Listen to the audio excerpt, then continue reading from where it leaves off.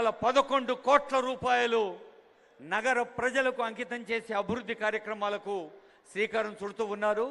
గౌరవనీయులైన ముఖ్యమంత్రి గారు ఆవిష్కరిస్తున్న శిలా ఫలకాల్లో మన ఉప్పల్ భగాయత్లో 98 కోట్ల రూపాయలతో మల్కాజ్గిరి మున్సిపల్ కార్పొరేషన్ భవనము, తర్వాత సీఎం గారు స్వయంగా భారత రక్షణ మంత్రిత్వ శాఖతో భారత ప్రభుత్వంతో వ్యక్తిగతంగా శ్రద్ధతో కృషి చేసి మరి ఏఓసి సెంటర్కి ప్రత్యామ్నాయ రోడ్లు కావాలని 960 కోట్ల రూపాయలతో ప్రత్యామ్నాయ రోడ్డు సౌకర్యము, అలాగే టీకేఆర్ కాలేజీ నుంచి మంద మల్లమ్మ జంక్షన్ దాకా 416 కోట్ల రూపాయలతో ఫ్లైఓవర్లు, 6 లేన్ ఫ్లైఓవర్, 100 బెడెడ్ హాస్పిటల్, 37 కోట్ల 50 లక్షలతో 100 పడకల ఆసుపత్రి.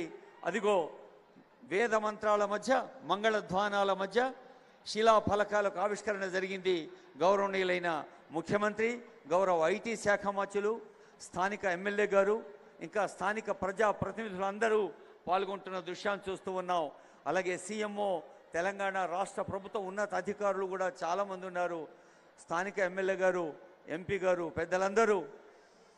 మల్కాజ్గిరి మున్సిపల్ కార్పొరేషన్ అనేది రేవంత్ రెడ్డి గారి స్వప్నం ఏమిటంటే జీహెచ్ఎంసీలో హైదరాబాద్ పరిసరాల్లో ఉన్న మున్సిపల్ ప్రాంతాల్ని వారు ఏకీకృతం చేశారు.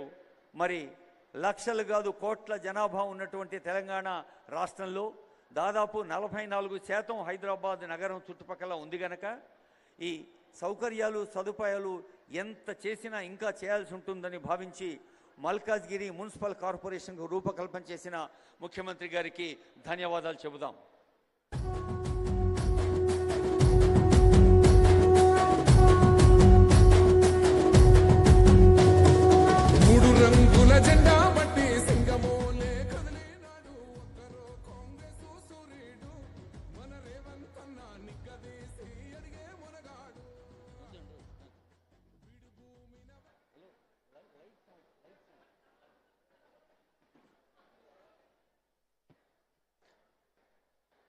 ఉన్నత అధికారులు, గౌరవనీయులైన ముఖ్యమంత్రి గారికి రానున్న మల్కాజ్గిరి, అదిగో చూడండి ఎంఎంసీ అని కనిపిస్తుంది, ప్రపోజ్డ్ ఎంఎంసీ బిల్డింగ్.